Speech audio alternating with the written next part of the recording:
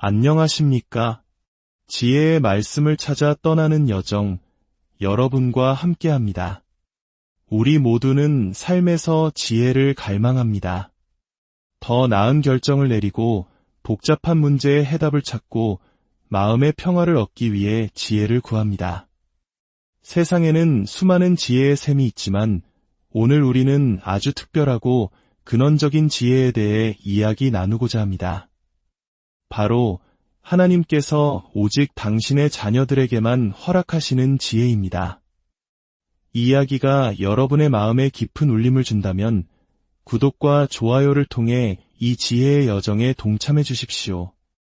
여러분의 작은 행동이 이 은혜로운 메시지를 더 많은 이들에게 전하는 축복의 통로가 될 수 있습니다. 이 영상을 듣고 나누는 모든 분들께 하나님의 크신 평강과 은총이 함께하기를 기도합니다.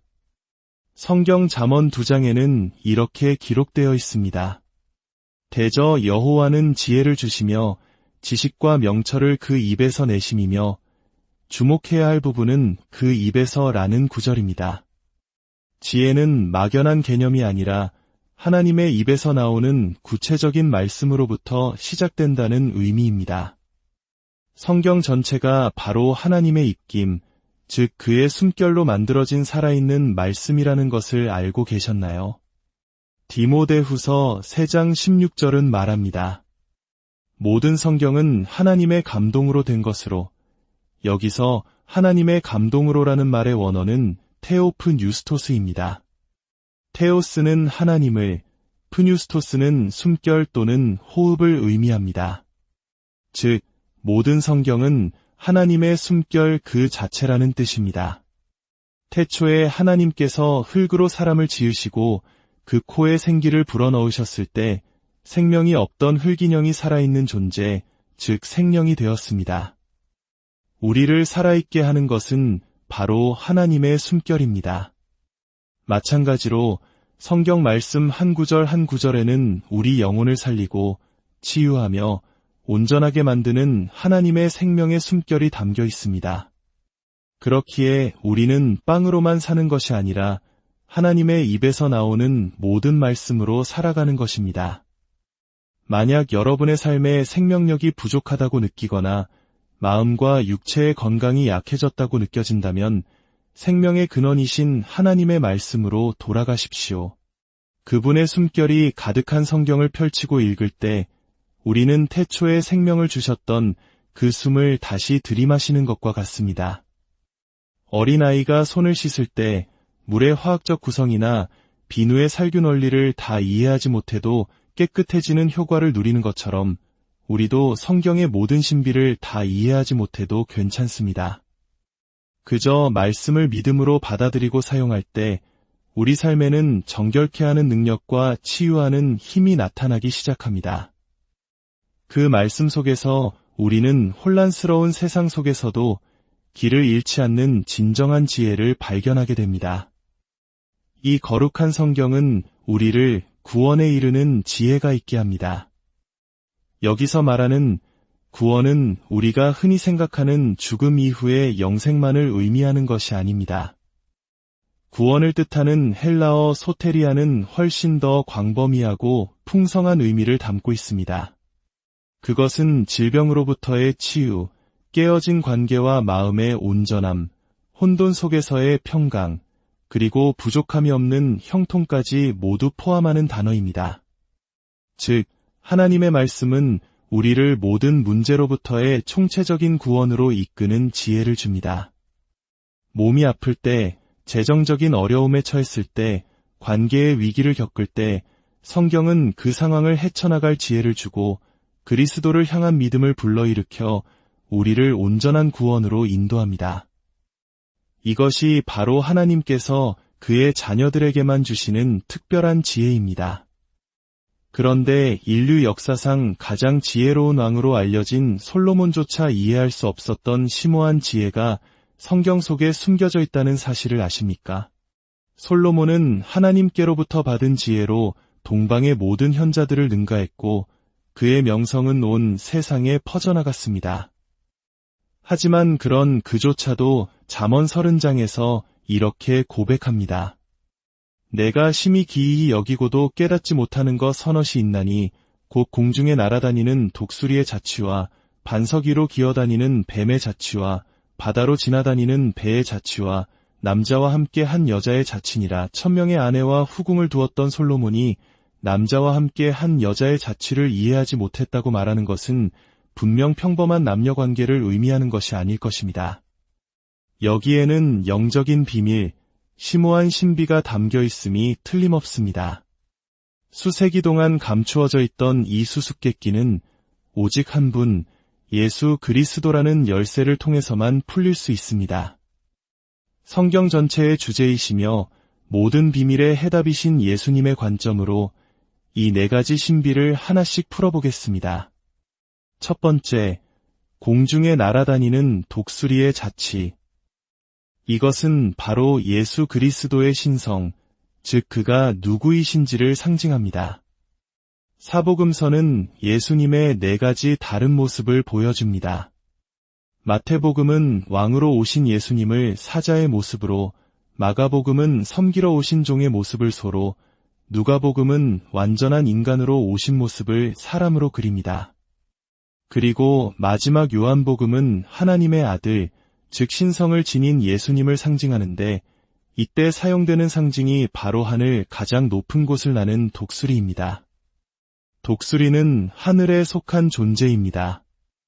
예수님은 베들레헴의 마구간에서 그 역사가 시작된 분이 아닙니다.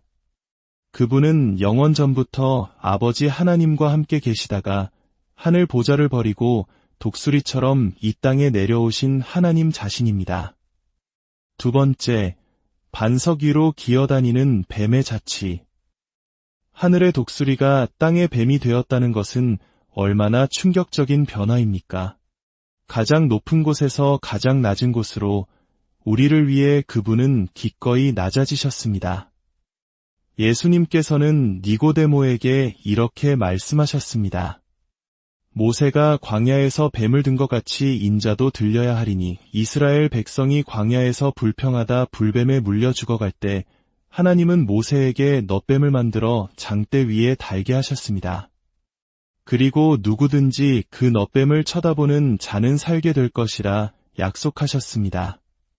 죄 없으신 예수님께서 십자가라는 장대 위에서 우리의 모든 죄를 짊어지신 죄의 형상, 즉 놋뱀이 되셨습니다. 그리고 그 십자가가 세워진 골고다 언덕은 거대한 반석이었습니다.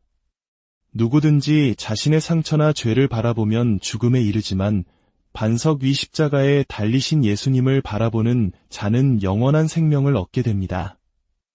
이것이 그분이 우리를 위해 어떤 존재가 되셨는지를 보여주는 신비입니다. 세 번째, 바다로 지나다니는 배의 자취. 이것은 예수님께서 이 땅에 왜 오셨는지를 보여줍니다. 고대의 배는 먼 나라로부터 귀한 화물을 싣고 오는 무역선과 같았습니다. 예수님은 하늘이라는 먼 나라에서부터 이 땅으로 오신 거대한 배와 같습니다. 그 배에는 무엇이 실려 있었을까요? 바로 우리를 위한 하나님의 모든 축복, 은혜와 진리가 가득 실려 있었습니다. 성경에서 바다는 종종 혼란하고 소란스러운 이방 민족, 즉 온 세상을 상징합니다. 예수님은 유대인뿐만 아니라 온 세상을 위해 하늘의 모든 좋은 것을 싣고 이 땅에 오신 것입니다. 그리고 마지막 네 번째, 솔로몬조차 이해할 수 없었던 가장 위대한 신비, 남자와 함께 한 여자의 자취. 이것은 바로 그리스도와 교회의 관계를 말해줍니다. 교회는 구약의 선지자들도 천사들도 온전히 알지 못했던 하나님의 가장 위대한 비밀이었습니다. 성경은 남편과 아내의 관계를 통해 그리스도와 교회의 신비를 설명합니다. 남편이 아내를 사랑하고 자신을 내어주듯 그리스도께서 교회를 사랑하여 자신을 주셨습니다. 아담이 깊이 잠들었을 때 그의 갈빗대로 하와가 만들어졌듯이 둘째 아담이신 예수님께서 십자가에서 죽음에 잠에 드셨을 때 그의 옆구리에서 흘러나온 피와 물로 교회가 탄생했습니다. 교회는 세상의 어떤 조직과도 다릅니다. 위대한 공동체는 자신의 자격 없음을 인정하는 것이 유일한 자격 조건이 되는 곳입니다. 이것이 바로 예수님께서 온 마음을 다해 사랑하시는 대상입니다. 결론적으로 솔로몬의 수수께끼는 예수 그리스도의 완전한 복음을 담고 있는 한 폭의 그림과 같습니다. 하늘의 독수리로 오신 그분은 땅의 반석 위에 뱀이 되셨고 바다를 가르는 배처럼 하늘의 축복을 싣고 와서 신부인 교회를 영원히 사랑하십니다. 이 놀라운 지혜는 오늘날 성령을 통해 우리에게 활짝 열려 있습니다. 성경의 모든 말씀이 가리키는 단 한 분, 예수 그리스도를 발견할 때 우리는 비로소 삶의 모든 문제에 대한 해답과 참된 평안을 얻는 구원의 지혜를 소유하게 됩니다. 이제 두 손을 모아 기도하겠습니다. 이 말씀을 듣는 모든 분들 위해 하나님의 축복이 임하기를 소망합니다. 다가오는 한 주간 주님께서 당신을 복주시고 지키시기를 원합니다. 아브라함의 복으로 당신을 채우시고 그의 날개 아래 당신을 안전하게 품어주시며 모든 위험과 질병과 어둠의 권세로부터 당신을 보존하고 보호하시기를 기도합니다. 주님께서 그의 얼굴빛을 당신과 당신의 가정에 비추사 은혜 베푸시기를 원하며 당신의 삶 모든 영역에 하나님의 평강, 살롬이 가득하기를 예수 그리스도의 이름으로 축원합니다.